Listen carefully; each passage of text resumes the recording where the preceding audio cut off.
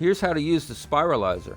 Use a straight and firm vegetable around 30 to 50 millimeters in diameter. And these can include cucumbers, zucchini, potatoes, or larger carrots. Choose a setting on your Sprializer to achieve various cutting patterns. Press 1 and 2 for a thinner julienne cut. Press 2 for a thicker julienne cut. And press reset for a ribbon cut. So let's try to make a thicker julienne cut by pressing button number 2. Place the zucchini onto the blade and with a slight pressure begin to twist. Use the spike grip when the vegetable becomes too short to protect your hands. Wow, great looking julienne zucchini. Now let's try to make thinner julienne spirals. Press button 1 and 2 at the same time. Place the zucchini onto the blade and twist to slice with slight pressure.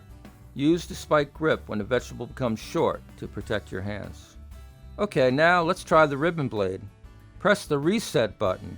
Again, I'll use a little pressure and twist. Now that's beautiful ribbon zucchini.